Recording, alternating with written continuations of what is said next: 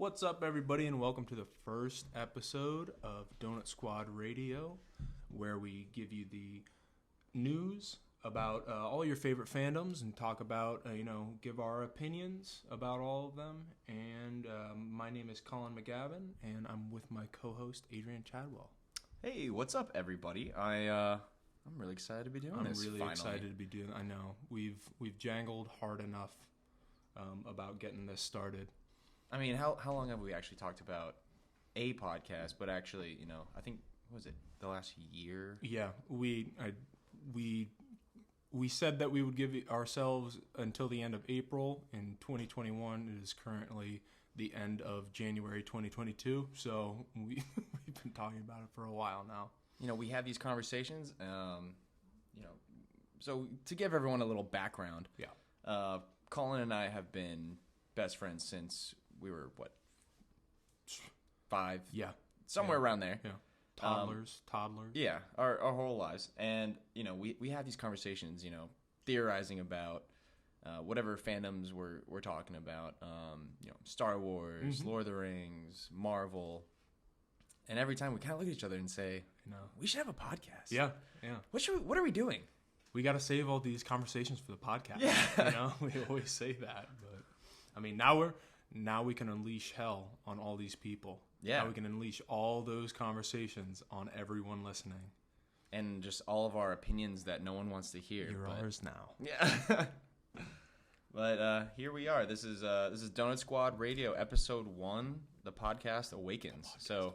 If you're out there listening, thank you very much for tuning in and hearing what we have to say. We're just two best friends having a great time talking about the things we love. Having a chat. Yeah. So, Colin, I want to outline a little bit of what fandoms we're going to focus on during this podcast. Mm-hmm. I know you and I have a lot of shared interests. A lot of those include, Star Wars and Marvel. Right. What are you looking forward to talking about? Honestly, I'm looking forward to, obviously Marvel has just become an absolute juggernaut in the cinematic sense. The, TV with Disney Plus and everything like that. Marvel just keeps churning out winners to the point where if one show or one movie doesn't hit our expectations of the others, it's, it could be a great movie standalone, could be a great show standalone, but we always kind of look at it relative to the others, and they've all been so good that it's just like, we deserve more every single time. So I'm excited to talk about that. Things are about to pop off with Lord of the Rings too. With the show coming, that's Rings of Power, correct? Yes. From Amazon. That is it. So I'm very excited because Lord of the Rings has always been my sort of comfort watch. Yeah. You know what I mean? It's always been that movie that I go back to when I'm like, oh, I kind of just want to have a day to stay at home, kind of bundle up, just watch something that's going to make me feel comfortable, and that's always been Fellowship, Yeah. For Frodo. Yeah. There's some good in this world, Mr. I mean, Frodo. That came out, what was it, 2001? Yeah, they just celebrated their, 20th? 20 years. So, 20th. I mean, that's been a big part of our lives for anyone out there listening. We're both 27 years old, and so, we were 7-ish when that came out, and that's been a big part of our fandom. I remember getting in the weeds of that, and my dad was huge, he was a big fan. Your dad, yes, yeah. I still remember watching the teaser trailer for Fellowship, or Return of the King, at your house with your dad. And first little glimpse of Shelob that they showed, I was like, what is this? What is this? I didn't sign up for this. I want hobbits. This is I don't terrifying. want big spiders. Yeah. Yeah, I still remember that. So, we'll be touching on those. Obviously, we'll be touching on DC, anything that they churn out. We've got a lot to talk about. Star Wars is going to be a big one. I think you already touched on that too. Yeah. And honestly, anything that's, quote unquote geeky. That's kind of what we're going for here. There are no boundaries with this podcast. There really isn't. We might go off the rails sometimes, and at that point we're just along for the ride. You Yeah. know?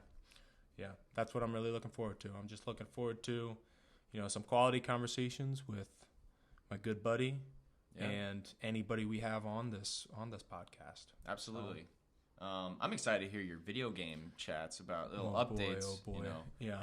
Hopefully, I have some good stuff in store today. I'm excited to hear that. 2022 looks like a big year, huge year. Oh yeah. I mean, first and foremost, we got Lego Star Wars: The Skywalker Saga. We're gonna save a whole conversation for that one. Yeah. We've got to save that, but this is on coming off the tails of them finally releasing some real footage gameplay and a release date finally, which I really hope they stick to. God, we've been waiting for this for a long time. I told you I was gonna pre-order 2 copies for us. I think 2 years ago. It was 2 years ago. Yeah.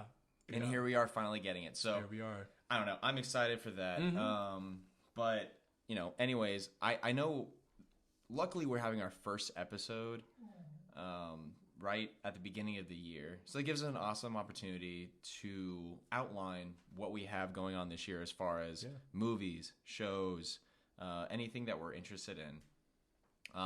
So I mean, if you're ready, let's outline what we got going on. Let's roll into it. Let's go straight into it. All right. Well, so first thing that I kind of wanted to touch on was, and actually pretty much the next thing that we can expect from Marvel, and they just released a pretty big trailer showing a lot of footage of Moon Knight with Oscar Isaac. And I gotta tell you, I was already excited about this show because my first encounter with Moon Knight was Ultimate Alliance on the Xbox 360, where he was one of the unlockable players, and I was like, who is this dope ass guy with a bow staff who can, he's basically a shredded, all white Cape Crusader, and essentially when I was looking it up, that's exactly what it is. That's exactly what it is. It's like it's almost like Marvel's version of Batman, except he's a mercenary, and I think this show is also going to delve much deeper into his it's dissociative identity disorder, correct? Yes. Where am I saying that right? Multiple personality. Right. I don't know the actual term. Essentially, multiple people are living in his head, and he doesn't know that. So we've got Mark Spector, who is pretty much the mercenary, and then we have already seen some footage of Khonshu, the Egyptian goddess. Yes, god of the moon, who he's going to I'm guessing derive his power from, but I think Marvel is hitting at a perfect point and a perfect generation that understands mental illness very well, disorders like this, and they can really delve into the emotional aspect of it rather than just having him be like, I forgot I kicked all these guys' asses last night because I was a different person. You know what I mean? Or it just being a quirk of the character, where it is something that people can relate to who suffer from mental illness. Yeah. Whatever it may be, any side of the spectrum. Right. But yeah, I love that. Yeah, it's one of those things where I feel as though they'll be able to show that he'll Oscar Isaac's character, whoever it may be, Mark Spector, it's his other one is Steven. Oh man, why can I not think of it? Steven something. My apologies for not knowing everything about these. One of our many listeners will leave a comment. Yeah. Leave a comment. Names. Leave a comment with your favorite Marvel show. It'll allow them to kind of show he's as a person, he's creating relationships with people as he goes, and they might see him on the street, recognize him, and he might be a different person at the time. So I think that aspect is very interesting, and I'm excited to see how they go into that. Me too. And so one thing that I've noticed with Marvel recently is that for a long time, all the different movies had their own kind of flavor, their own little spin. But a lot of the criticism that Marvel had was that it was kind of a cookie cutter outline for every movie, and it worked. Right. No one's denying that it worked, but it was very similar every movie. And I think now they're moving into each show has its own true personality. Look at 2021. We had WandaVision, we had The Falcon and the Winter Soldier, we had Loki, and we had Hawkeye. What If? All those shows are very different from each other. Very, very different. Yeah. Very different personalities. You're getting, different emotions with each show. And I'm seeing that continue with Moon Knight, which I'm really excited about because it's not just, an adventure that we're seeing. And it's like, oh, well, now you just put Moon Knight in this situation. And we see how he deals with it. It really is a different show, kind of a different genre each time. So I love what Marvel's doing, especially with Disney Plus. I'm here for the ride. Oh yeah, and to your point, I mean, I feel as though them sort of like you said, it's like they're working with a bunch of genres almost. Yeah.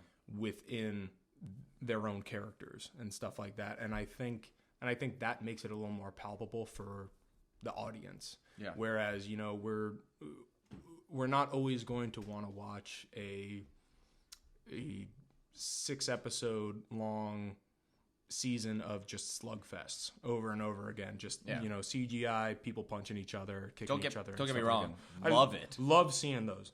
Yes, yeah, absolutely. But yeah, I agree. But it's a welcome sort of. It's a refreshing break from all that, where they're going with they're covering. Apologies for the lapse. We've got a thirsty pup behind us. We got a few pups in the room with us. They're experimenting and they're also touching on important subjects, like you said, with Falcon and Winter Soldier, which again could be a podcast in itself.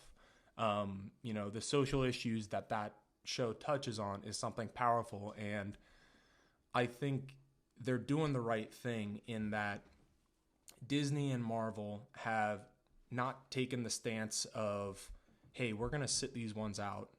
We're superhero movies. We're going to stay superhero movies, superhero shows. We're going to stay away from all that stuff.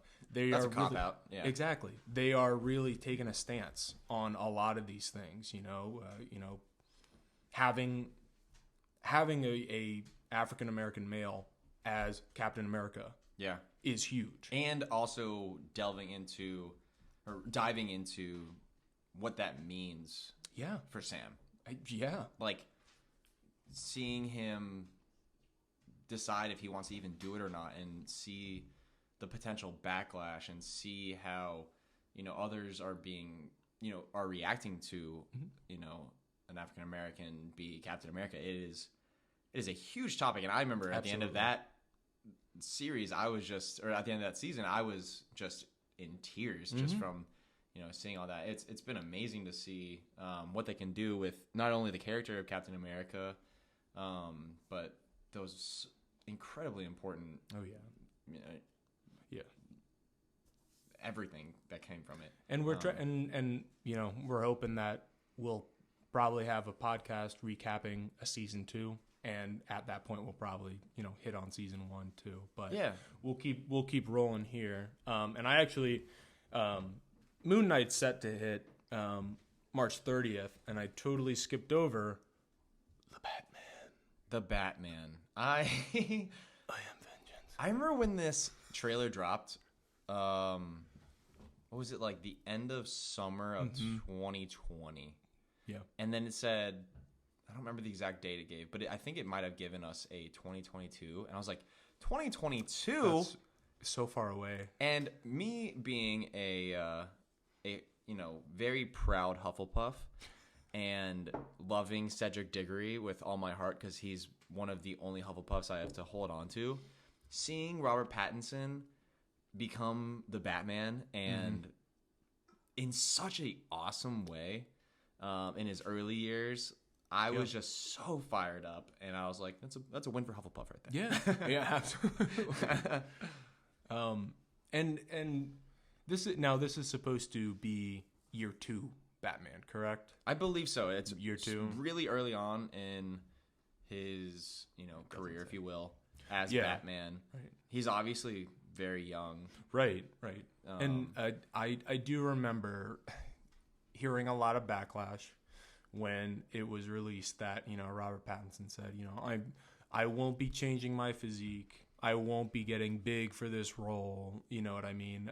I remember a lot of and honestly, I was part of that backlash. I was like, how are we gonna have how are we gonna follow up Ben Affleck's Batman that honestly those workout scenes, the montage in Batman versus Superman, yes, are some of them are just like, oh my god, like, I need to go to the gym right now. Yes, I need to. I'm like halfway through a burger while I'm watching it. I'm like, gosh. But we just saw easily the most physically just the largest Batman we've seen. Yeah. He is by far, he's not chiseled like we've seen other Batman be, but he is clearly the largest Batman, and he's very much, you look at the Dark Knight Returns comic, graphic novel, and he is taken straight out of there. Oh yeah. Yeah, absolutely. And so we're coming off of that. So I mean, you can sort of understand the people wondering, how are we going to take a scrawny, and not that he is scrawny because he's not, Batman seriously? How's he supposed to take on, a bunch of men, things like that? And as I thought about it, as we learned more about this movie, the fact that it's more of like a detective noir. And that is right up, that is something that I am very excited about because, Nolan's trilogy definitely went into that of Batman is the greatest detective in the world. That's what he is. He had scenes where he would scope things out, but most of the time it was Morgan Freeman's Lucius Fox who was sort of doing these things for him. It was a lot of technology, and it was very focused on making sure that the audience knew that this was in a real world, that all of these things, everything that happened in the Nolan trilogy technically could happen. It could. I mean, he uses a flight suit. He, all of this stuff is crazy and stuff like that. I don't know if there actually is a prison in a hole, a big hole that you have to climb out of, and then you're just free. There could be, and then you're just free. Yeah, just like that. But the thing is, it's all based in something that could be totally possible, and completely possible. We don't, from the looks of this one, it looks like kind of a similar vibe where we are getting something that could be very realistic. A lot, it's a serial killer. The Riddler's being pinned as just a new serial killer in Gotham, right? Which is, something that the real world deals with. And so we'll see how, the movies go from there. If we get, any supernatural abilities that we see in Batman, but I don't see them going into it, but they could surprise me with that. But one thing that you can really pull from those trailers is just how brutal it looks, how real it looks. It's dark. I completely expect to kind of come out of that movie feeling as though, I'm not sure if Batman is the good guy. You know what I mean? And I like that. I do too. And I think that's, we'll obviously, recap once we have seen it and, reconvene. But I have a feeling that the idea behind this is how young Batman is, how new to this he is, that he's going to do some things that might not necessarily break his, no killing rule, but might do some things that are messed up. It's a loophole right there. Like he's going to be like, well, I didn't kill him. It's like, well, he can't move the rest of his life. Yeah, he's a complete vegetable because, you kept punching him. Yeah, and you see that in other shows. You see that in Daredevil. It's like, I don't kill. It's like, well, he's in the hospital for the rest of his life. Yeah, it's like you threw him through a wall, and so he's not moving anytime soon. Yeah. So yeah. But anyways, yeah, that's one movie that I think you and I have been very focused on Marvel, in the recent years. But that is one movie that I'm just beyond excited for. Oh yeah. There's so much potential there, and obviously the cast is amazing. Like we didn't even get into the cast, but Commissioner Gordon. Well, I don't even think he's the commissioner at this point. But Commissioner Gordon. I'm blanking on the actor's name from Westworld. Yep. And he was the voice on What If. But he just for starters. But then we have Andy Serkis being Alfred. Oh, that's gonna be great. Colin Farrell as the Penguin. Doesn't even look like Colin Farrell. It's just no. Honestly, that you just said that. I'm looking at the cast right now, and I was like, oh, Colin Farrell. I wonder who he's gonna be. And I've seen a picture of the Penguin that he's portraying. But wow, yeah, Paul Dano is going to be terrifying. And what have you seen him in? Because I've seen him in, I believe he was in Prisoners, which is a very underrated movie. Yes, he was also in. And this is a callback. He was in Little Miss Sunshine. Oh yeah, he was the older brother in that. He was also in that. I believe he was in that Beach Boys biopic. I don't think I saw that one. That might have been like a Sundance something. You know what I mean? I don't think it was in many studios, but for some reason I that's ringing a bell, and I could be wrong. It could be somebody else. There Will Be Blood, of course. 12 Years a Slave, which I never watched. Oh, actually. I remember his role in that. Yeah, that's a great movie. I'll definitely need to watch that. But I really do think he is going to be terrifying. I think he plays such a just emotionless person so well. And I believe there's going to be a point where he kind of goes a little unhinged. Maybe if a plot is foiled or something like that. I'm hoping where he's going to lose it. I'm hoping he's a little, obviously he's very calculated. Oh, yeah. I'm hoping that we do see that side of him where, he's, very meticulous, very, specific with everything he's doing. Right. And then, like you said, one thing goes wrong. I think we're going to see him just unhinged. It's going to, And all the promos, we see him with, the goggles and, kind of a wrapping on his face. Oh, yeah. I'm wondering if that's going to change throughout the movie. It's creepy. I kind of hope they keep it. But I'm gonna guess that they're not gonna go with the whole Jim Carrey. I don't see him wearing a 3-piece suit that has a bunch of question marks all over it. He might have a cane at some point, which I think would be a cool callback. I think they're gonna do something. Maybe just maybe if they capture Batman and he's beating the crap out of him. Yeah. He'll have some kind of cane or something, and it'll be a really quick callback. Yeah, he'll be in a room that just has a bunch of miscellaneous objects, and he grabs a cane. Yeah, and you know what I mean. Yeah, I think that would be really cool. That'd be funny.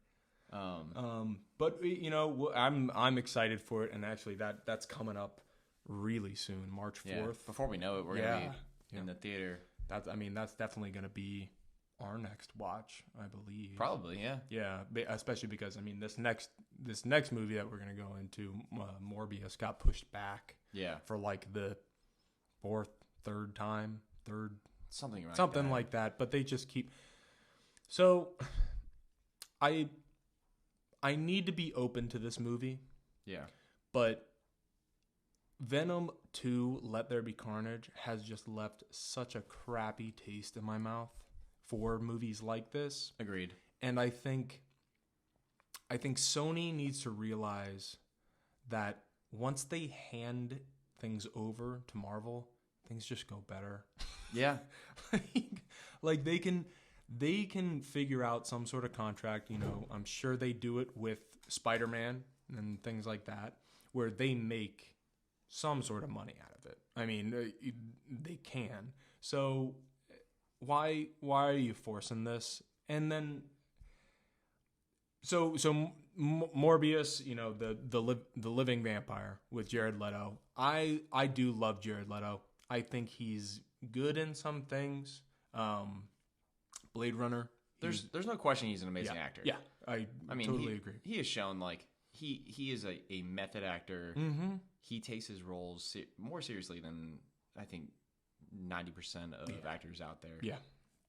To the point where, very similar to Christian Bale, he will change his lifestyle for a role leading up to it. Dallas Buyers Club was an amazing movie. Oh my God, yeah. He really dove into the Joker, knowing he had to live up to a Heath Ledger Joker. And I honestly think he just didn't get the time to shine. I agree. I totally agree. I don't hate the take on the Joker that they had there. I think we just didn't get enough of it to appreciate it. I agree. I think he was just kind of shoehorned into that movie. Oh yeah. And the parts that the parts that they decided to keep, at least the ones that apparently he filmed like 3 hours worth of footage. Yeah. And we got him for what? Probably like maybe 20 minutes. If maybe 20 minutes. If that. It made him out to be, a crime lord. That's kind and that's sort of what he is. So I mean, we didn't get the Heath Ledger Joker, and I think that's the problem. That's a tough act to follow for anyone. That's something that no one's gonna be able to. No, they won't live up to. I mean, even Joaquin Phoenix, probably on the same level of. I thought that was an amazing performance he gave, and that movie is so hard to watch because it's so real. I haven't watched it since we watched it in theater, but I liked it. But I liked it. I loved it. I mean, it is a film. It is an amazing movie. But again, I just don't think Joaquin was very different in his performance, and Heath just gave us something that our generation has clung to, which is, I think, what Suicide Squad was really harping on was, obviously our generation, The Dark Knight came out in 2008 and Suicide Squad came out, probably 2014, 15, something around there. Yeah. It was while we were in college. And I remember just seeing the trailer of The Dark Knight, or the Joker, and I was like, oh, yep, I'm going to go see this. And it was easy marketing for them. Oh yeah, yeah. They had the whole shot of him, laying on the ground surrounded by a bunch of knives in like a circle. Yeah, and he was like, oh, like this is awesome. He looks crazy. He looks wacky, wild. Like the Joker that I want. He looks like a maniac, which is what I want. But you're totally right. I mean, for our generation, Christian Bale was Batman. Heath Ledger was Joker. Yeah. That's our generation's. That's what it is. Yeah. But this Morbius movie, Jared Leto could do great with this role. I think the writing is really what's going to screw them on this. And the only reason I say that is because after they've released multiple trailers, okay? And in each one of those trailers, they have had the same joke in it. And I know you know the joke that I'm thinking of. Yes. Where he makes a scary face at somebody and they say, "Oh my God, what are you?" He says, "I am Venom." And his face goes all scary and he goes, "Oh, just kidding, I'm Dr. Michael Morbius," or First off, the Venom movies, You can like them if you want. Go for it. We both have our opinions on the movies. Yeah, And this is coming from two guys who are very easy to please. Oh, absolutely. Yes. Yeah. Honestly, if you don't royally screw it up, we probably like it. But I walked out of Captain Marvel enjoying that movie. Yeah. And that's saying something. Yeah. I changed my opinion here. That's a whole nother conversation. But it's just, it's humor like that where, first off, I don't know if that even, we don't know what universe this is. They're showing that Michael Keaton is going to return as Vulture in this. But then you have Oscorp from the Andrew Garfield Amazing Spider-Man in the trailer. You have a graffiti art of Spider-Man and saying it's murderer. And it's a Spider-Man art, like a clip art from, I believe, the video game, but he's wearing the Toby suit. Some combination like that where I'm like, this doesn't make sense, but I like it.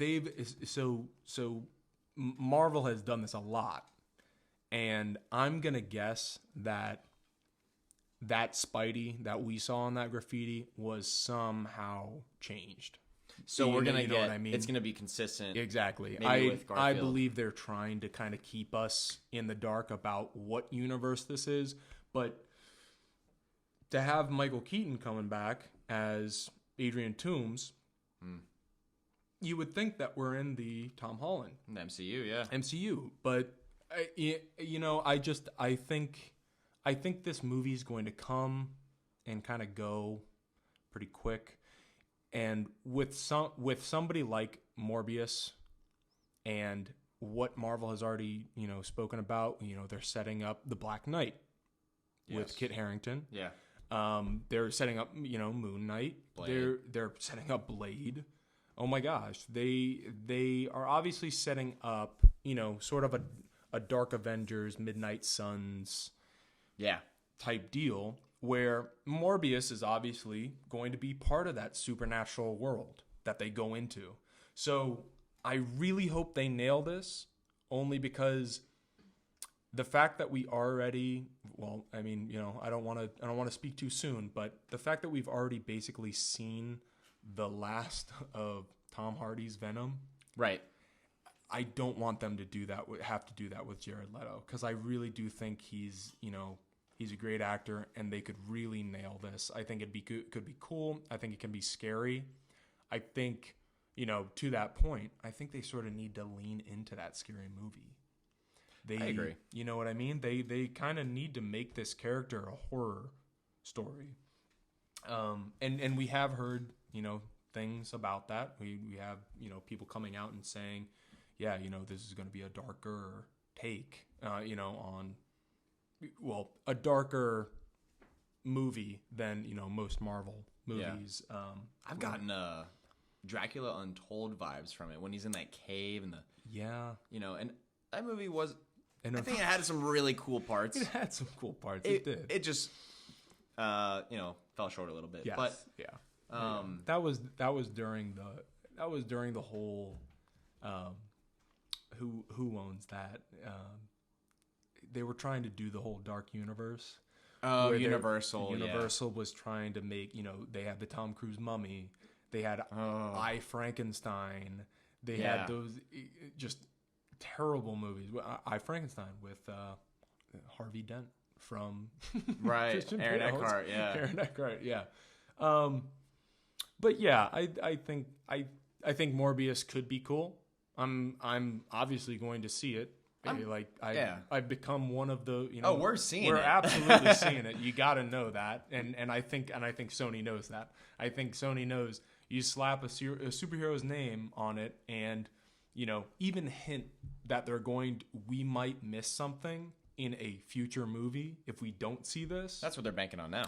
Yeah, I mean we're gonna go see it. So I think we didn't hear good things about Venom Let There Be Carnage, and we did hear about that post-credit scene, and so we're like, we have to go see it. Right. Don't spoil the post-credit scene. That's right. And we can have a whole podcast about that movie, and how much we really were disappointed in it. But Woody Harrelson didn't deserve that writing. Well, I don't know. That's I don't know either. I feel terrible, and honestly, I'm gonna be coming into this, the Batman, kind of looking at Andy Serkis and being like, man, why'd you have to do my man dirty like that? I know. It just doesn't make any sense. But it kind of goes to show that it is the writing, because if you look at the plot of Let There Be Carnage, it all makes sense. Yeah. To an extent. Yeah. That movie could have made a lot of sense. Execution, terrible. But you have two actors like Tom Hardy and Woody Harrelson who are great actors. We love them. And who played Shriek? It wasn't Naomi. I'll look it up. Okay, keep going. But they were just they were they were screwed over. They were. And Venom as a character, Carnage as a character, were done dirty. Like it was sad to see. So I'm really hoping that Morbius. It was is Naomi not. Harris. Yeah. Naomi Harris, great actress again. Yeah. Shriek made no sense in that movie at all. Shoehorn. Exactly. It was so. And they could have done so many cool things with the fact that you've got two characters, two symbiotes that are affected by noise. Yeah. And you've got another character whose power is noise. Yeah. And they did nothing with it. They had a couple throwaway scenes where, Carnage got pissed about it, and in the end I guess it culminates in, slight spoilers for Let There Be Carnage. Skip past this part if you really care about Let There Be Carnage. But near the end, I guess she starts screaming and she helps them out. Yeah, cool. Could have also been a siren. Could have been a bell. We've seen that. We've seen a bell before. Her character could have been replaced by anyone. A literal bell in a church that they were already in. There you go. But anyway, I mean, we'll keep rolling. We'll see how Morbius is. Morbius. Yeah. This one's going to be something special. Doctor Strange in the Multiverse of Madness. We are coming off we're going to have a whole segment in the future about this film. One of the best movie theater experiences I have ever had in my entire life. I look at my movie theater experiences, The Phantom Menace, 1999. Mm-hmm. My first movie theater experience I remember, and fell in love with Star Wars. Revenge of the Sith. Mm-hmm. Heartbroken by Anakin's downfall. Couldn't believe it. Killing Younglings. Also up there, The Dark Knight, Endgame. We see 10 years of the MCU, that portion of it at least, come to a conclusion. And then on that list comes Spider-Man No Way Home. Absolutely. Coming off of that movie, going into the Multiverse of Madness, the potential that they have is unlimited. It is crazy to me that in this day and age, because we've had so many Marvel experiences, so many Marvel movies, so many shows, that the average Joe who maybe doesn't keep up with the Marvel movies, doesn't keep up with the MCU, has seen enough of them to sort of just go into a movie and be like, oh, 3 Spider-Men. Okay. Oh, yeah. Okay.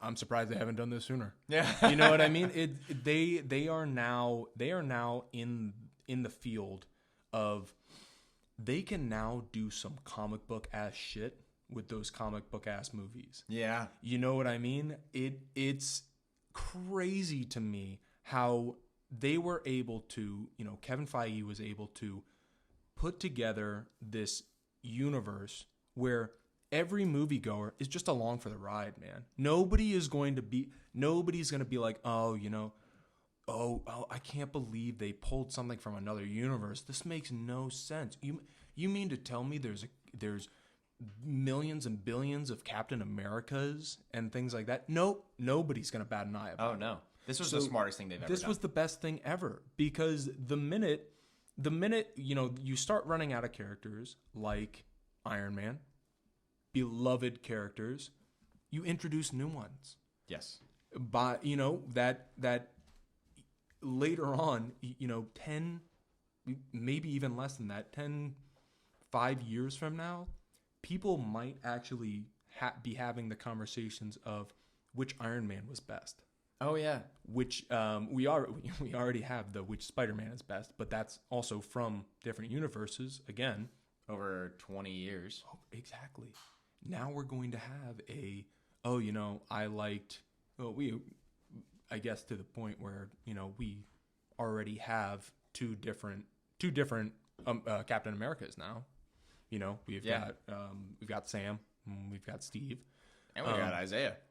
That's right. Oh my gosh, that's right. And a low-key part of me sort of wishes they go into his story. I want to see that. Incredible, and it would be absolutely heartbreaking at the end of it, obviously. Yeah. But I would be surprised if we don't get something. Maybe even a comic book line, which they already have. But I think they already go into. But an animated series, like how they're doing Spider-Man freshman year. Freshman year, that's right. We don't know what happened. Do we know if Tom Holland is returning for the voice? Is he voicing I think that's the plan, because I think it is. It's supposed to be his Spider-Man, right? It is. Yeah. It's supposed to be his. Well, now we're looking at the whole trilogy as his origin story, which I think is amazing. But yeah, I think that's supposed to be, him getting his powers, Uncle Ben passing away, all these things that we didn't see because the MCU was, Feige was like, yeah, they've seen this twice now, and everyone knows Spider-Man's story. Exactly. We don't need to see Uncle Ben die. We don't need to see him get bit by a spider bite. Nope. So I think that's what this is going to be, and it's going to be an animated series, which I'm here for. I am totally here for. I love that, and I love what they've done with their animated series too. But back to Doctor Strange. I think it's going to be super crazy. I think it's going to be a visual, spectacle. Yeah. The first one was trippy. This one is going to be a whole nother level. Like, and Sam Raimi directing it. We're gonna have a decent amount of crash zooms into people's faces, I'm gonna guess. Yeah, like take. We're not even talking about the Spider-Man trilogy. Mm-mm. We're talking about Evil Dead here. We're talking like this is gonna be dark and scary. And even the little trailer we got at the end of No Way Home. Yeah, it was a horror. Oh yeah, trailer we got. Yeah. And you have Scarlet Witch and Doctor Strange. Like this is a combination for some dark, evil stuff happening. So and I'm gonna guess that from WandaVision, at least going back. Obviously, I'll be rewatching WandaVision before we see this. Oh yeah, but I'm gonna guess that her children are involved somehow. She's going to try to get them from some sort of universe. We might even find out that she was pulling them from another universe, which I'm gonna guess. I'm gonna guess the Scarlet Witch or their parents, whoever it may be in that other universe, is pretty pissed that their kids got pulled in. Which, I like this. Hey man, that's an easy setup for no, these are my kids. No, they're my kids, and having a clash, a Scarlet Witch fight. Yeah, I like this. Be cool. We also in the trailer saw the other Doctor Strange from from the multiverse from What If.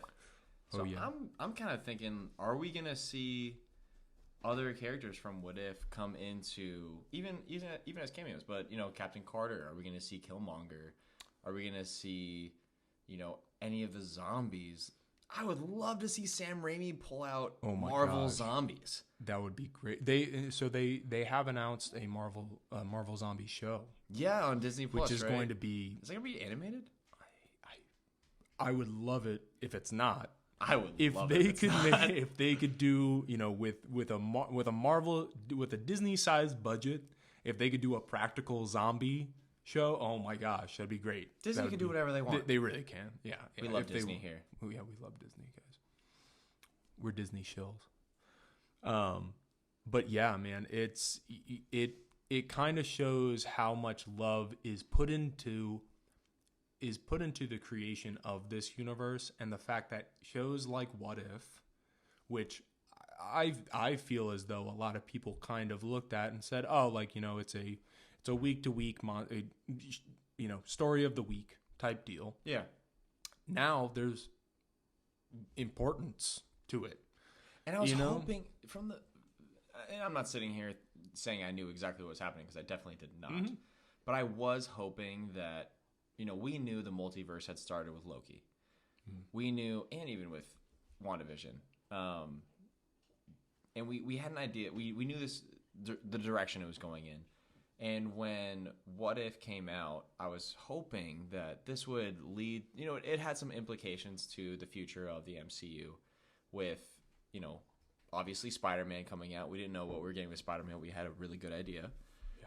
And, you know, maybe like this one-off show that's going to hold us between, I believe it was Loki and Hawkeye, and in between a few movies, was going to actually hold a lot more weight. And I mean, it's looking like that's exactly what we're Definitely getting. did. Yeah, right.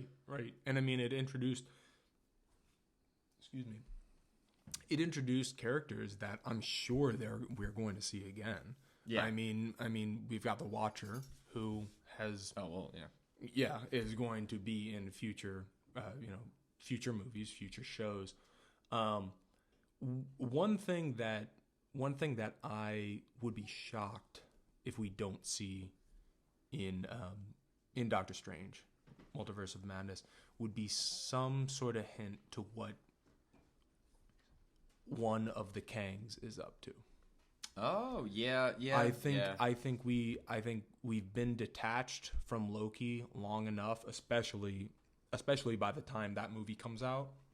I think they haven't shown him in a while, and if he is really going to be the next big bad that a lot of people are calling or saying he's probably going to be, I think we need to at least see him. Yeah. Whether it's a post-credit scene, whether it's, you know, they're going to be in a bunch of multiverses. Yeah. So I would imagine they have to clue in the audience about what he's doing. I agree. What's going on, just because I doubt they wait until Loki season 2 to show anything. Or Quantum Mania next summer. Quantum Mania, that's right. Because yeah. I do think he has the potential to be the next big bad. If they're going with any form of, you know, any variation of a formula that they went off of for the first 3 phases, he might just be the tip of the iceberg. Because we got Loki, who, like, you know, he was the first big bad for, you know, the first Avengers, which led to eventually Thanos. Right. So, you know, Kang could always be the first big bad leading to, you know, Galactus. You know, we've seen the Eternals. Galactus can be pulled in as a Celestial. Absolutely. There's no reason that he can't be a Celestial. They've already made Ego a Celestial. You know, there's no reason why he can't be a Celestial and be the next big bad. So, and especially with the Fantastic Four. So, I think there's a lot of ways they can go about that. And I don't even know how I started this little rabbit hole here, but I do hope we see a little bit of Kang, at least like a reference. Something about what he's up to. So here, I'll pose a question to you. Do we see any hints towards X-Men? I have to think we do. And part of me thought there was a chance we got something in Spider-Man. They're on the Statue of Liberty. Yeah. I was thinking maybe a little bit. at least have a bad CGI Spider-Man swinging around the one of the crowns, right? Yeah, like poor Hugh Jackman's Wolverine in the first X-Men, chopping off one of the little parts of the crown. Yeah, exactly. I was thinking we were gonna get something, but yeah, I do see at least a glimpse of the X-Men. They have to introduce them in one way or another if they're redoing the X-Men or if they're pulling in, Fox's X-Men that we all know and love. Yeah. Which I do really enjoy those movies. I will say. We grew up on those movies. We did. We did. And they touched on a lot of,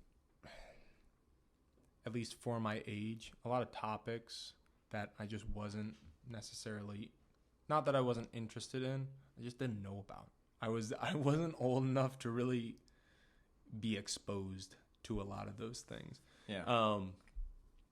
But for what it's worth, I think Multiverse of Madness is going to set the tone for this entire new, every phase to come. Yeah. Of the MCU. And what I've heard is that it is going to be the largest collection of characters that we've seen, including Endgame. Wow. Oh my gosh. I didn't hear that. Damn. Yeah. All right.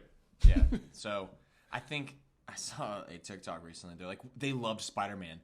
Send them all. And they're like, what? And it's like, send all the characters to, Doctor Strange. So apparently we're going to get a lot of characters. But I would trust them with that. That's the thing. They have shown time and time again that ensemble casts, they can do it. The they MCU can groups. They can do whatever they want. I don't care. Exactly. Right. They've done such a wonderful job. The reason Endgame is up there as one of the best movie theater experiences I've ever had in my life is because of how well they tied up 10 years of movies. Mm-hmm. Over 10 years of movies. What was it, like the 22nd or 24th movie? Yep. And it ruined a lot of other movies for me. And so true. I'm like, above all else, a Star Wars fan. So going into The Rise of Skywalker, I was foolishly hoping for a similar, culmination of the Skywalker saga. And as we all know, in my opinion, we were, let down a little bit. A little bit. But, and with that, we'll obviously, we'll talk about this, in length for sure. But it's amazing what happens when you have the same mind making one cohesive story. Yes. You know what I mean? Which, so not to get down the rabbit. We'll go down this rabbit hole someday. Yes. But and we did not have that with Star Wars. We hope you journey with us down this rabbit hole someday. But we're gonna hop over to our next one, and I will just a little aside. We are sort of just touching on the superhero movies coming out in 2022. Obviously, there's stuff coming for Star Wars, and I'm gonna look into that too. But this next one, I'm honestly very excited for because I think it could be really fun. They released a look at it at what is it, the DC Con? Yeah. And it's got your boy Dwayne. Oh yes. The Rock voicing who else but Superdog. Yes. Superman's dog, and it's DC League of Super Pets. I think this movie is honestly going to be great. I'm excited for it. I'm very excited for it. I'm reading here that it's directed by the co-writers of Wreck-It Ralph. Love Wreck-It Ralph. A fantastic movie that had so much love. So much heart in that movie. And so many cool Easter eggs from like the gaming universe and stuff like that shoved into it. I think they'll do so well with something with like DC. You know what I mean? I think we're going to see a whole bunch of cool Easter eggs from the universe and stuff like that in it. And it sort of takes the pressure off of them by making it about the pets. You know what Yeah. I mean? It's one of those things where it's like it's removed from those characters that everybody always gets worked up about. Oh, you didn't do Superman right. You didn't do Batman right. Nobody's gonna be like, hey, you didn't do Crypto, right? Yeah, You did crypto wrong. Exactly. Like, no, I don't want to meet the person who's gonna rag on them if they screw up the pets of these superheroes. I was just gonna say, name one person who's like really concerned and losing sleep over like hoping that they don't mess up crypto. If you get pissed about Beppo the super monkey, and if they do him right, come on, man. Yeah, give him some room. Just let them screw up. But yeah, I don't have much to say about this movie, but I'm excited for it. I think it's going to be super lighthearted, and DC has always done well with these sort of wacky things. Yeah. You know what I mean? These projects that they kind of go into, I guess other than the first Suicide Squad, which I guess was supposed to be wacky, but was just a trash can fire. But yeah, I'm excited for this. The DC League of Super Pets. So we'll go to our next one. Let's see. Oh, and this is another big one right here. And staying on the superhero train, staying on the Marvel train. Thor: Love and Thunder. I can't wait for this. Is going to be incredible. I am so excited for this movie. The pictures of and the viral picture that has gone out showing Chris Hemsworth, and the fact that his arm looks like one of my legs is so exciting for me. Yes. Because he somehow he just keeps getting bigger for these roles. And I don't know if it's he's set to do a biopic of Hulk Hogan. Is he? I think he is. Wow. I believe he's still on that project. So Okay. I'm gonna say that has something to do with it. The Okay. fact that he is getting just massive. Yeah. But Taika Waititi is a genius, absolutely hilarious. Yeah, we love him. Thor Ragnarok was easily one of my top 5 Marvel movies ever. It might even be one of my top 10 movies ever. It's right now. That was the beginning of the Thor trilogy for me. Mm-hmm. Yeah, Like, yeah, right. Because Thor 1, okay, we like it. we like it. We loved seeing Thor in live action for the first time. We liked it. We love seeing the lore behind all of Right. it. Like seeing, everything, all of the mythology and all of that come to life. It's like we never thought we're going to get a live action Thor. No. And that was amazing to see. Relative to the rest of the MCU, it is weaker. It's weaker, but it was also a time where I feel like they were trying to, they were getting their feet under them. They were trying to figure out what formula kind of worked. Yes. And how to put an origin story together. Yeah. Especially for, somebody as iconic as Thor. Dark World, for all the hate that it gets, isn't an awful movie. It's definitely one of the weaker of the MCU, but that's a high bar. Right. It for sure was. But Thor Ragnarok was something special. It hit on the comedic elements, all the action involved, and how it kind of drove the relationship between Thor and Loki even deeper than we expected it to go. Yes. I think it was just a great movie, and it progressed the entire universe in a way that I think everybody was pretty much happy with. I think everybody came out of that movie liking it, I would imagine. Well, I guess I say everybody, but a majority of people. Yeah. But Thor: Love and Thunder, a lot of people, and I don't know if this has been confirmed or not, but Natalie Portman is apparently going to be She-Thor? Lady Thor. Lady Thor? Yeah. She-Thor. Her Thor. Our Thor. Thor woman. Thor woman. I like that one. Lady Thor. I like that. Yeah, that sounds the best. And then we've got Russell Crowe coming in as Zeus. Yes. That opens a whole can of worms for the MCU. Yeah.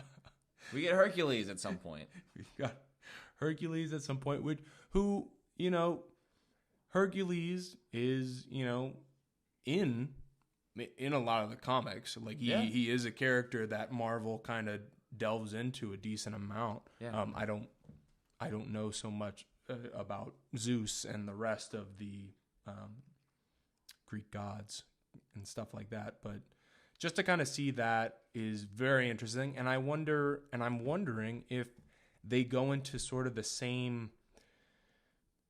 I wonder if they're the same as Guardians. You know what I mean? Where they're not necessarily gods. Big G. Right. Exactly. They're little G's. Yeah. Like Ego. Like Ego. Also, we're going down. Yeah. There's so many titles. but I wonder if the way they explain it is, you know, the Greek Olympiad, is that Olympians? Yeah. Greeks have Olympians. Yeah, there you go. The Mount Greek Olympus? Yeah, there you go. Right. I watched Hercules last night with my niece, nice. so I'm on it. It's a great movie. When are we gonna get We need to get a podcast on that. Yeah. Welcome to the Herc podcast.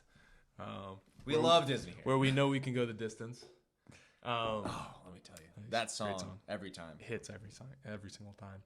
But I wonder if the Greek gods are going to be sort of like as Guardians, where they're going to explain it away as they're from, you know, a different realm, from a different, you know, planet or something like that, and or the realms. There you go. Maybe they are from another realm, and humans looked at them as gods, as you would if somebody came down and, you know, could lift heavy objects, throw lightning out of their hands and stuff like that. You know what I mean? But that's also interesting because, you know, just as I said that, Zeus is, you know, the god of thunder. What is Thor?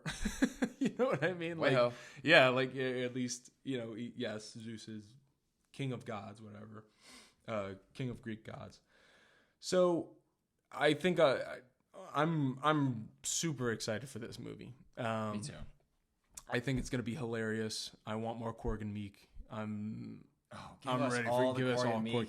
Honestly, if they could announce a Korg and Meek show, give us that on Disney. You got to give us that, and it's got to be like sort of like a, I don't know, like a Bert and Ernie comedic like cop show. I was thinking more of the like Sesame Street, Bert and Ernie. That'd be pretty funny too. But I'm interested to see where this movie takes place, because last time we see Thor, he's heading off with, you know, the Guardians, the Asgardians of the Galaxy, and that's his new journey, and that was the, you know, the beginning of his new journey from the beginning of this part of the MCU.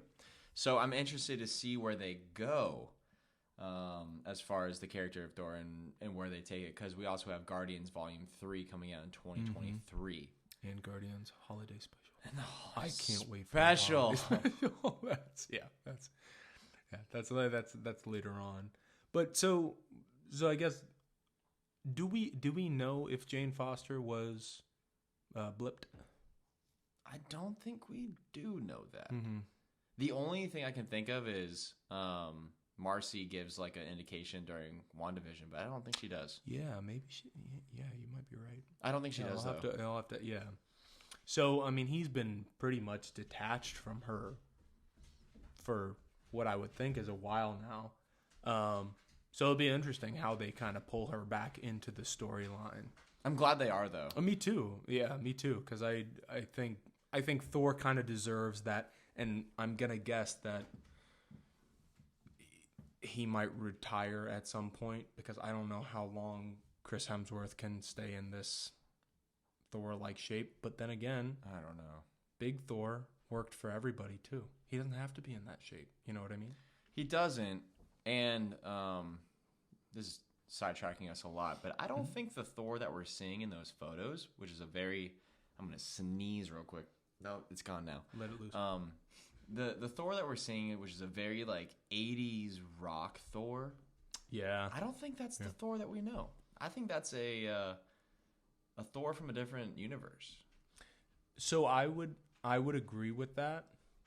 I think they're going to somehow introduce the fact that after hanging out with Peter Quill for so long, he has sort of like taken on all of it. He's listening to the same music, you know. He's wearing the same stuff. They're starting to sort of like I can see them having a couple things where bromance.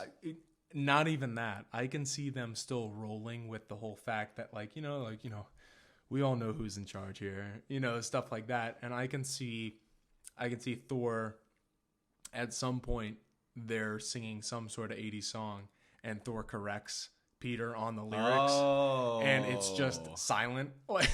He's like, no.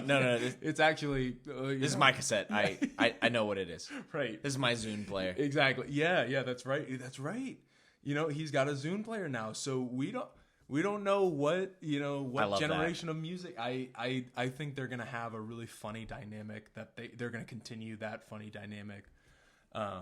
That sort of started when they picked him up, in Infinity War. But yeah, so we'll go on to another big DC project with another one that's got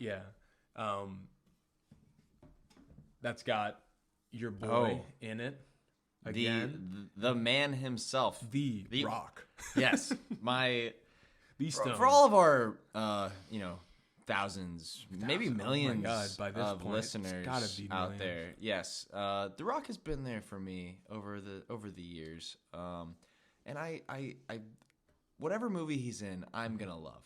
And whatever form he takes, Terramana. Yeah. Oh, we love Terramana. We love Zoa energy drinks. And I haven't tried it, actually. Surprisingly enough, we are not sponsored by Dwayne The Rock Johnson here on Donut Squad Radio. Who knows? We might be by now. I mean, this could be years in the future. Yeah. Well, that would be crazy. You might be listening years in the future. Yeah. How's listening back? All those. Are we right about all of our theories? Yeah. Message comment us. Comment in the comment section. Are we right? But we love Dwayne here. So we are very excited for Black Adam. And we don't really have like a whole lot of background on what time period, what we're gonna see from this movie. We've seen essentially at this point just the art of the Black Adam. Yeah. We haven't seen we've seen like minimal trailers, but I don't know if it's gonna be like kind of like Wonder Woman, like back in the past, or some of the other movies we've seen where it's in the past and the present at the same, kind of bouncing back and forth like Eternals. So I would imagine it's probably going to be that, just because what we have seen is they had that teaser trailer that had the military people walking in. Oh, you're right. And then Black Adam comes in and basically just fries all of them. Yeah, I forgot about that. You're right. I would imagine that it's going to take place, present-ish day, maybe a little bit in the future, but we are going to see the past. Yeah. We are going to see, how he was imprisoned. So is he a anti-hero? Is he? Yeah, he is. He is. Okay. So that'll be interesting, just because I think Dwayne has played so many heroes recently. To see him kind of be an asshole. Yeah, I would love. I'm so excited to see that. I want to see that, absolutely. I'm excited for him to get away from his. I mean, he's definitely like. He has a stereotypical type that he plays. Oh yeah. He's typecasted. Dude, for sure. He is our generation's Arnie. Yeah. Arnold Schwarzenegger. He's 100%, action hero. Anything that he's in. The thing is that he's so big, like physically big, they have to, no matter what role he's in, it has to be explained somehow. Right. You know what I mean? He has to be some sort of agent. You know, he needs to be an FBI agent. There's some background why he's on so many steroids. Yeah, like, right. It's like nobody would believe that, like, if he just played, I don't know, an accountant. Right. It is one of those things where, like, Arnold Schwarzenegger again had the same problem. Yeah. He got typecasted as this big guy, and you know, recently actually, since you know we're just passing by the holiday season, this is a total side note, but Shannon and I watched Jingle All the Way, Of course. where again he's this really big, just jacked guy who he works as like almost like a high up in a mattress firm, in like a mattress company or something like that. And they don't touch on it at all during the entire movie. They don't say a thing about it until out of nowhere, you know, his neighbor, he gets caught in the lie and everything like that. And his wife, like, you know, gets pissed off and stuff. Yeah. His neighbor randomly just goes, "This is one thing you can't bench press your way out of." And it's one of those random things that you kind of just like, is he just like really into fitness and takes steroids for his right and mattress job? And it's one of those things where it's like, you know, poor Anakin Skywalker, little kid, plays his little kid. Little Jake Lloyd. Jake Lloyd plays his little kid. There we go. Yeah. Poor Jake Lloyd's trying to get his dad, Arnie Schwarzenegger, to come to his karate belt ceremony. But apparently he has no time to go to his kid's stuff. Where's he getting all this time to go to the gym and just be absolutely jacked? That doesn't happen overnight. It's one of those things that Dwayne "The Rock" Johnson will never be in a role where he's not an action star. Yeah. Because he just doesn't look it. It's not believable anymore. Nobody can look past it and be like, "Oh yeah, you know, he looks like he could just be my neighbor." Right. Know, like, and so I'm excited to see like him not just be like the smoldering like Jungle Cruise. I love Jungle Cruise. Honestly, it was a lot better than I expected it to be. Was what it was, but I loved it. Yeah. And like I'm not here saying it's, you know, the best movie ever made. But like it was so enjoyable. But he was Dwayne Johnson. Yeah. He was. Just like he has been, and like, you know, I watched like all the Fast and Furious movies, for better or for worse. I love him in all those movies too. But I'm excited to see him be an anti-hero where he's like kind of a dick. Yeah. And you don't know if you should be rooting for this person. I just think his acting style is going to be a little different, and it's going to be something we haven't seen before. I think so too. Yeah. And you know, him being essentially a god in this, you know, having the powers at least. Yeah. I'm expecting him to, you know, kind of channel that WWE "I'm the biggest man in the room" type style. I'm excited. Which I'm super excited for, because I think he's going to own it, and I think he's going to crush it. Like I think he's going to be one of those characters you look at and you're just like, "Oh my god, like if I were up against him, I'd be crapping my pants too." Yeah. Like I think that's what he's supposed to be. No doubt. He's supposed to be this big, larger than life character. So yeah, I am very excited, and honestly, I think it's going to be one of those situations, almost like Guardians of the Galaxy, where I don't know a lot about the character, and I'm hoping they explain enough, but I'm hoping it doesn't take away from the overall plot. Like I'm hoping they don't have to constantly cut back and forth, just to explain certain things as things are coming up. Which is one of the issues that I had with the Eternals. I was going to say the same thing. They jumped back a lot, and I understand they had a lot of people to work with, a lot of stories to tell, and all of human history to go through. It was a hard task for them to pull off. I agree. But jumping over to our next one, big time. This is Spider-Man has. I'm not even going to say always. He has not always been my favorite character, but he has over the years become probably my favorite superhero. Yeah. And Spider-Verse, the first Into the Spider-Verse, is my favorite piece of media that Spider-Man is attached to. Same. I would absolutely agree with that. I think Sony's soundtrack, first off, incredible. Still listen to it to this day. It's great. It's fantastic. Driving at the gym. Oh my gosh. Just need to wake up and get some energy in your works life. for Oh, everyone. I love it. I'm It going to listen works. tomorrow. There you go. Tomorrow morning. I'm Just listening to it right now. Yeah. Actually, I have headphones underneath my headphones. But they just knocked it out of the park. The storyline was great. The fact that they were brave enough to go in and straight up kill Spider-Man. That shook me. In the first half hour. First time I watched that, I was like, it was like at the end of, spoiler alert, at the end of Arkham City, like the Joker dies. You're like, are they allowed to Can they do that? Yeah. Did what? Right? And I was like, that was really sad. It was super sad, and we only knew, Chris Pine's Peter Parker for a couple lines. But we loved him because we already know Spider-Man. Yeah. We already know Peter Parker. We know Spider-Man, and just the way he interacted with Miles from the first moment he sensed, he was like, oh, you're like me.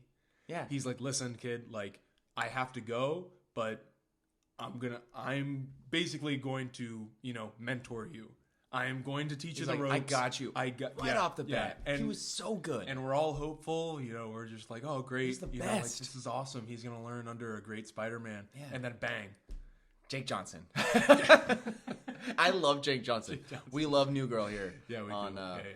Donut Squad Radio. But him as Peter B. Parker is perfect. Perfection. And he... the parts with him being, like, shaky about kids... And the fact that he goes through an entire, basically being a father figure, it cannot be beat. The first Into the Spider-Verse was just an incredible experience. The animation was beautiful. And I didn't like it in the trailer. I was really skeptical about it in the trailer at first. Really? Well, we saw the trailer. Gosh, when was that? I don't remember. We saw the. There was a scene of the movie that they showed at the end of the first Venom. That is it? Yes. And I was like, it was the graveyard scene, wasn't it? It was the graveyard scene where they get attached to the train. And he was visiting Peter's grave. Yes. And Peter B. Parker showed up. Mm-hmm. And I just remember being like, I like it's different. Yeah. But there was that one movie in the 2000s that was like this weird animation style. And I can't even remember what it's called. Scanner Darkly. I don't think it's that. But it was something, and I was like, oh, they're straying too far. And then the movie came out, and I was like, no, I was wrong. I was so wrong. It's the best. You pause it, it's a comic book. Oh my gosh, yeah. And especially with all the craziness of stuff from the multiverse coming through, the way it gives that sort of just like unhinged, like right. Everything madness. It just starts like rattling around. Yeah. And then like the animation is gorgeous. And not only is the animation style amazing, but you can see the storyboards as they wrote them, or as they drew them, and really coming to life throughout the film. Like when Miles, the leap of faith theme. Oh my gosh, scene is a good example of this, where you know exactly what they wanted, and you see him tense up on the glass, and he leaps off, and the glass sticks some of the glass too because he's nervous and he can't let go. Right. But he's just like, let's do this, and he goes, and then it's that scene of him going up, but he's really falling right, he's down. Falling, but it's upside down, and I'm just like, who thinks of this? Incredible. It was. Yeah. I can't get over that movie. Visually, the story, it was wonderfully done. So Spider-Verse 2, man. I don't even know what to expect. They're bringing in $20.99. Isn't that what it is? $20.99, voiced by Oscar Isaac as well. Oscar, right? You dog. Oscar, I want to say that's correct. But yeah, and I mean we have seen a little bit older Miles, which is going to be cool to see. Yeah, he's visibly like bigger. Yes. Yeah, he's bigger. Gwen's hair's different in the trailer. Gwen's hair is different. Time has passed. Miles' hair looks great. Oh, it looks great. I gotta say, like the curls look awesome. They're bouncing now. Yeah. Under the mask, I wonder how. I mean, I'm sure with animation, we will not be able to tell the difference. But no way, it's got to be a lot to deal with. He's got to slick it down. He's doing a great job, though. Yeah. He looks great. But so what I'm guessing is I'm gonna guess that him and Gwen have somehow kept in touch, as we can see by the end of Into the Spider-Verse, they straight up. You hear Gwen's voice saying, hey, and you see the same sort of bubble animation coming through that we see with a lot of the other, with other people coming into the multiverse and during that whole end scene where things are coming through. So I'm going to guess that they've kept in touch, and I'm going to guess that Spider-Man 2099 is in charge of and maybe he doesn't like this. Happening. Yeah. Keeping that from happening. I could totally see that because in the trailer I don't think that's the first time they've seen each other since no way Into the Spider-Verse. I wouldn't think so, but also I mean like that also opens up like is he still keeping in touch with Peter B. Parker? Does he have that ability? Like, has he been talking with Spider-Ham? That's Peter Porker. I want you to have this. It'll fit in your pocket. We have to watch that soon. We do. That's a great. But yeah, Spider-Verse is going to be great. I totally believe in them. Also, I'm super excited for the soundtrack. I would imagine that Sunflower came out before the movie, correct? It did. They'll probably drop a couple leading up. Maybe our guy Posty will have another single for it. Man, maybe that'd be nice. That would be really nice, actually. So we'll jump to our next one, which is going to be the Flash. This is a big movie with Ezra Miller, but also with probably a bunch of other people playing the Flash. Yeah, what's his name from CW? We got the CW Flash. Yes, we know that much. Yeah. And I believe it is almost as confirmed as Andrew and Toby were for Spider-Man. Without being confirmed, I think he's confirmed to be in the Flash, and I think this movie is going to be make or break for the DCEU. So too. I think if they screw this up, they kind of start out from square one. I think this is them starting from square one. I do think this is going to be a restart. Grant Gustin. From what I've seen, I like him. I watched a lot of Arrow. Mm-hmm. I loved Arrow. Other than that, I have not kept up with the DC TV shows. I think I watched about maybe 2 seasons of Flash, and I think I did really like it. But I gotta tell you, I see some TikToks just showing they're trying to do a lot when it comes to bringing in villains and things like that. Mostly villains that would require a decent amount of budget for CGI. I know what you're and they are trying to do it on a CW budget, yeah. which is very tough to do. Like, I mean, you have to realize that not having the money to do this and still attempting it, they're trying to give fans what they want. Yeah. You know what I mean? They're trying to give a Gorilla Grodd, which honestly, what I saw from Gorilla Grodd, not too bad. It wasn't bad. There were other things that looked awful. Yeah. Like King Shark looked very bad. Yeah. It wasn't the best. But also I do believe that there was an episode where Ezra Miller's Flash actually made an appearance. Really? I think that was a big deal, and I think it was a big event. And so the fact that Grant Gustin's CW Flash and Ezra Miller's Flash have maybe already met. I don't know how they introduced the idea of, Flash visiting different universes without somebody having watched the show. It's a little different. It's just different for DC now. Yeah. Because MCU has a bunch of movies, has, kind of pretty much almost everybody watches the Marvel movies now and kind of keeps tabs on things. If you're into, if you have the fandoms and you're kind of in this world, the MCU is one thing you keep up with. Exactly. Yeah. So for DC to kind of try that, it's a little different. It's very assumptuous of them. It is. Because if they think that everybody has watched multiple seasons, I mean, Flash is on heading into its 9th season. I couldn't have told you that. Me neither. And me neither. I'm sure I would enjoy it if I watched it. It's just not the same. The DCEU just hasn't captured me the way the MCU has, where if there's something out with the MCU, I'm like, I have to watch this to make sure I didn't miss any little detail, make sure I know exactly what, could be coming, or I can speculate. But the DCEU, I'm kind of just like, if I miss it, I miss it. Yeah. And if something looks cool, I'll go see it, we saw Suicide Squad in theaters this summer, and we loved it. I really it was so good. And now I'm actually watching the Peacemaker show. Yeah, I haven't started yet.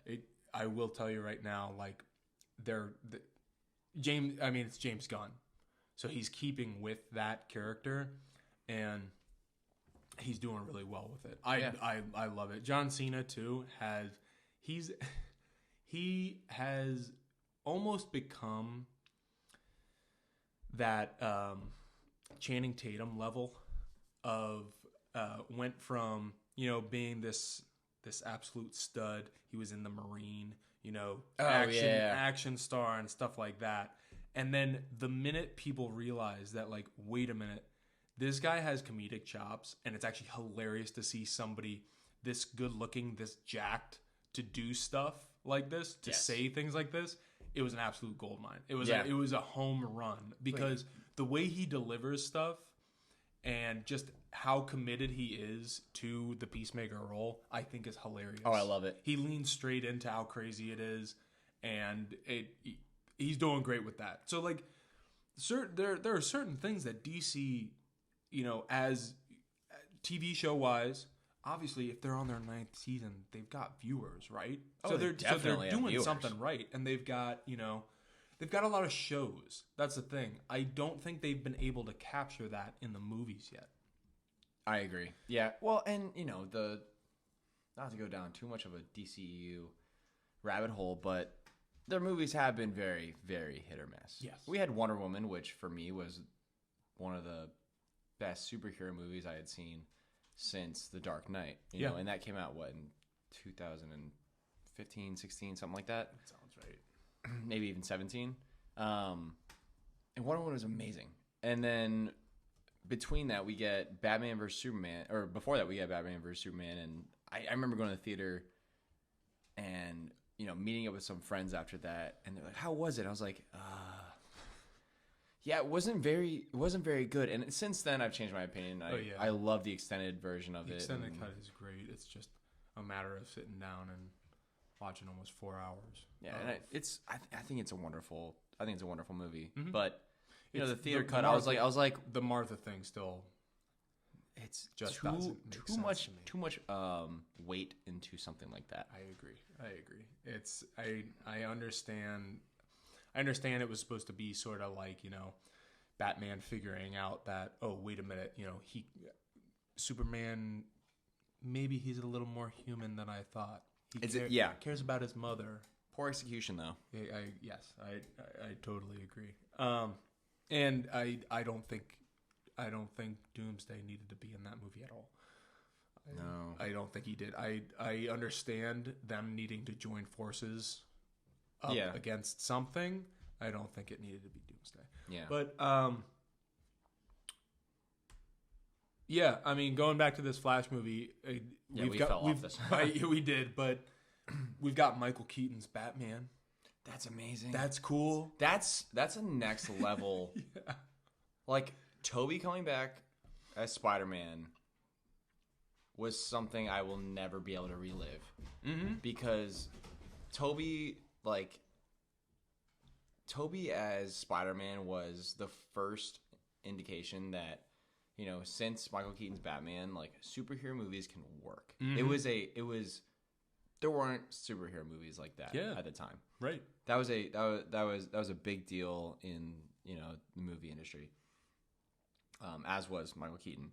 But, you know, so for us to relive Tobey, and I don't think that's the end that we're going to see him as Spider-Man, but to see Michael Keaton come back, you know, the last movie he was in 1991 when Batman Returns. Mm-hmm. I think it's 91. Someone correct me on that. But, you know, 89 and, you know, 91, 92, whatever it was, that's insane. That's 30 years later. He's coming back. Yeah. And he really is the person who showed us that, you know, superhero movies can work. Mm-hmm. Before, it was so taboo before that. Yeah, yeah. Now we have, you know, the MCU. We have all these things that show us, you know, that is it almost seems popular like culture. Like almost every other movie is a superhero movie now. Yeah, it's geek culture is popular culture now. Yeah, yeah, like, right. But this was groundbreaking. So I'm excited to see that, especially because he's done so many other things. Most notably, the other guys since then. and I mean, we've he's Adrian Toomes. He was a great Vulture too. Terrifying, dude. Absolutely, absolutely terrifying. So I also wonder. Obviously, I would imagine they're not going to use their de-aging on Michael Keaton. So he's going to be a grizzled Batman. Yeah, like a Batman Beyond. Which might lead me to, is he even Batman anymore? Maybe not. Maybe we get a little Batman Beyond intro there. If they did that, I would die. That'd be great. Yeah, that would be absolutely awesome. Cast Will Friedle from Boy Meets World. He did the voice of. Okay, so, yeah. Now he's too old now. But yeah, I was about to say, he might have missed that. He missed his chance. Yeah. But going back to our list, I think we have another really big one that's going to be interesting to talk about. Okay. Black Panther: Wakanda Forever. I don't even know where they're going with this. I am. This is such a tall order to fill. Yeah. I mean, it was a hard loss. I agree. Losing Chadwick Boseman, us as fans can sit here and be like, "Oh, we lost Black Panther," but like, we lost an amazing actor and an amazing human being. Oh yeah. Not just like a loss of our fandom, but a loss of just an amazing person. That he was sick for so long too, and it's incredible. On Jackie Robinson Day. Mm-hmm. It was, I think, the year before he passed. It was like, a certain amount of months before he passed. He posted a picture wearing his Brooklyn Dodgers hat, and he looked skinny. Yeah. And I was like, and everyone was speculating, like, gaunt. What role is he prepping for? And people thought he was, really, really going for it in a role. And it breaks my heart to know. I mean, it breaks my heart in general, just like he was dealing with sick, that. And I mean, a part of me is obviously, he wanted to keep it from the public, which I respect that. Yeah, that's his business. That's his family's business. I completely get that.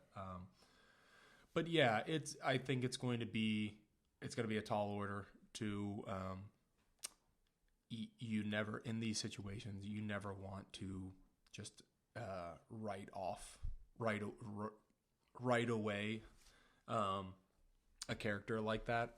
Like, you don't want it sort of just forcing exposition into just something, a character says, a supporting character says, like, oh, very, very sad that we lost T'Challa or something like that. You know what I mean? Like, you can't just do that. But they have something great that we've heard at least, is they're not going to be using, his face or anything like that, like in the movie and things like that. So, and that's very respectful. I'm glad they're love not. that. I'm glad they're not either. And, I love what they did with Carrie Fisher in The Rise of Skywalker. Yeah. I think that was one of the highlights of that movie. Yeah. Like, Yeah. I don't think that's... I'm very easy to please with Star Wars, but I don't think that's one of the better Star Wars movies. But that was a highlight of that. But I'm glad they're not doing that, because there are a lot of ways they can go about this, and I mean, they're going to have to address it no matter what. I'm very interested to see how they do, and as a fan of the MCU, I've kind of come to just trust them. Oh yeah. Like, I don't have to speculate too much on like what they're gonna do, because they're gonna, one thing, blow me away with what they actually do. Yeah. And whatever I speculate is gonna be wrong in so much. I know. Like, and just like not nearly as well executed as what they're gonna do. But I am interested to see. It is still a Black Panther movie. So what does that mean? Right. Who takes the Black Panther? Panther.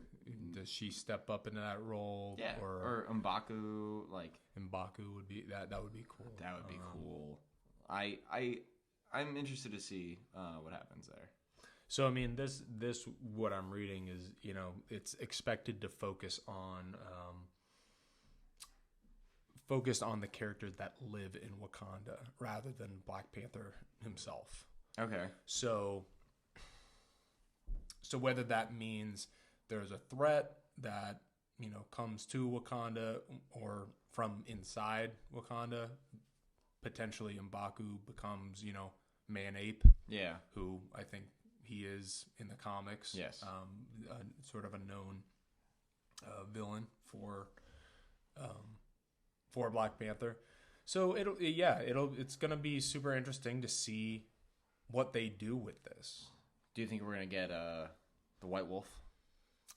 I would imagine Bucky's got to show himself there. If anything's going wrong there, he's got to show up, right? Because I mean, he's made so many relationships there.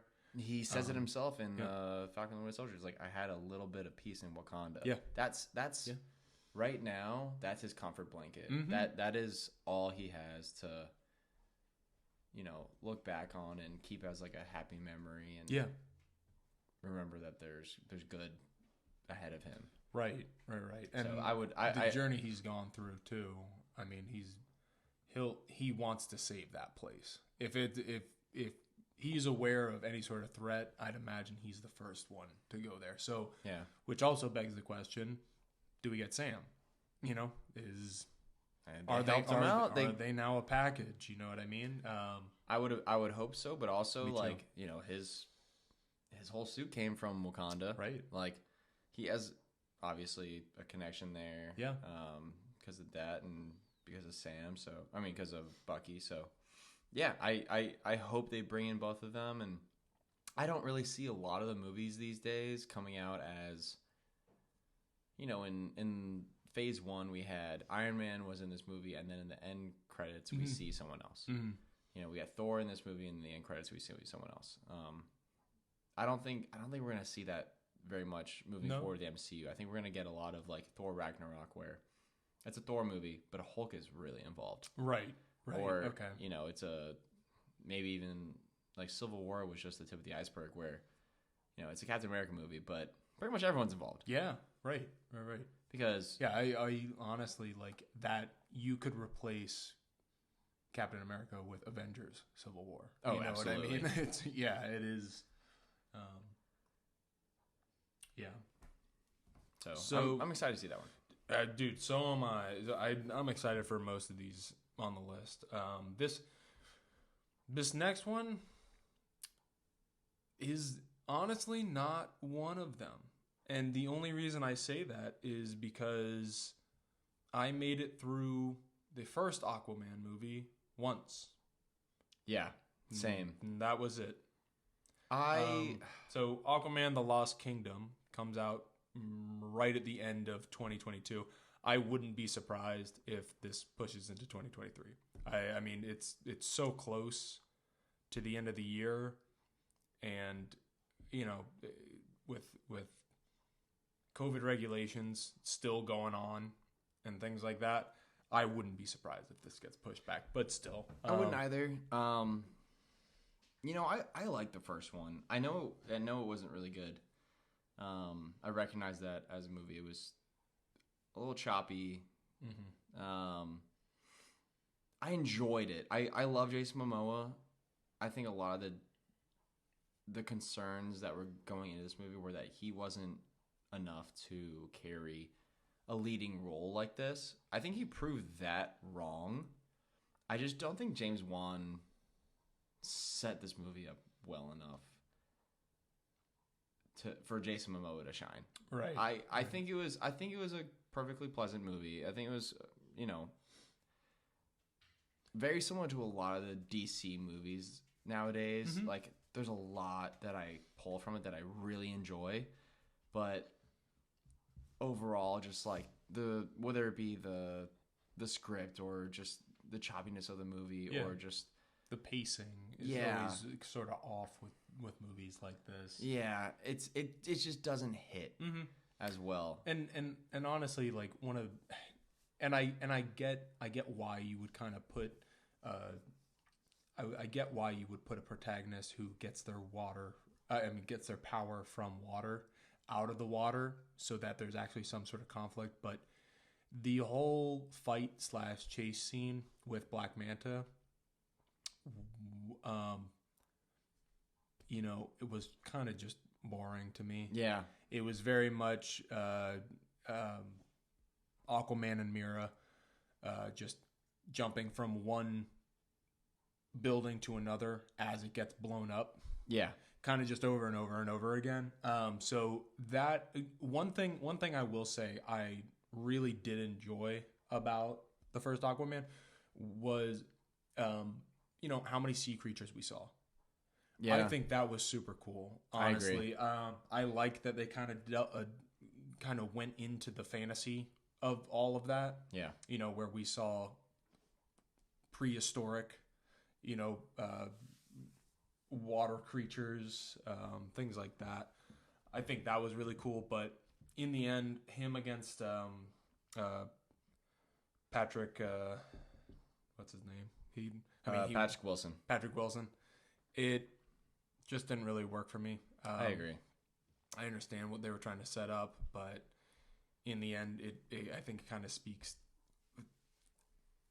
The fact that I only watched it once is kind of telling. Same. How much I liked it. Yeah. It's not one of those movies that I really go back to, but I'll be interested to see what they do with the second one. Me too. Called The Lost Kingdom. Yeah. I'm excited to see what they do. Right now, all they have announced is we're going to see the Ocean Master as well as Black Manta. Mm-hmm. So it's like, oh, well, what else am I looking forward to? You know? Right. Like, I don't know. I think Black Manta they could do really well. And I like the actor too. Yeah. What else have we seen him in? While you're checking that out, I don't know. I have a lot of hope for that movie and a lot of hope for the DCEU in general moving forward. But I think a lot of the things I'm looking forward to the most this year are Marvel related and I agree. Star Wars related, which we'll get into next episode. Mm-hmm. But I gotta ask, Colin, what are you most looking forward to in 2022? Oh man, I mean, we already kind of touched on it and went into it, but Into the Spider-Verse 2 is going to be if I have a lock on a movie that's going to rank 90 or above on Metacritic, that's going to be it. Yeah, I'm with you on that. I really think that they nailed the first one, and I think they understand what they really captured in that people enjoyed. They're going to struggle a little bit more only because the animation style isn't new to us. You know what I mean? Yeah. Where beforehand it was like, oh my gosh, like the style of this movie is incredible. And that's not to take anything away from it, but we've seen it before now. Yeah. So and again, it was a beautiful origin story. So we now need to see sort of the same emotional hits. Yeah.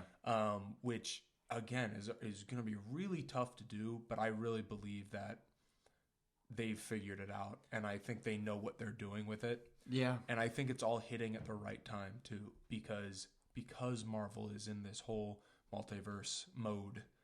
Oh, yeah. And everybody understands it now. So it's going to be I think that's going to be maybe my movie of the year. We'll see. I think it could be mine as well. Man, it's definitely that, and Multiverse of Madness are going to be the two movies that you can see so many Easter eggs in. You know what I mean? Yeah.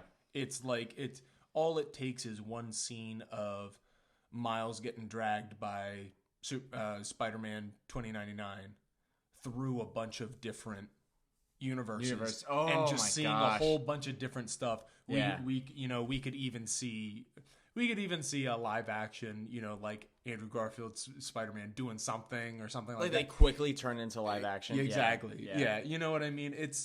I think that's going to be great. It has a lot of potential. But it's also got a lot to do right. It has a lot to live up to. It has a lot to big old shoes to fill. Yeah. So we'll see. But how about you, Adrian? I think as a standalone, not a lot of weight coming. I mean, obviously, this character holds a lot of weight, but I think the Batman is one that I've been anticipating the longest, and I'm very excited for. However, the movies that I think are really gonna, be impactful for me this year, much like yourself, or Spider-Verse 2. Mm-hmm.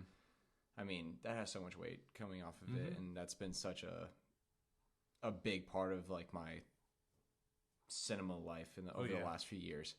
So that's a big one, as well as Multiverse of Madness. I mean, right, that's gonna set the stage, man. It has a lot to live up to in a different way, and it has a lot that's, like you just said, it's gonna set the stage for a lot of what the MCU is gonna be moving forward. But yeah, I'd say those are the ones I'm looking forward to the most.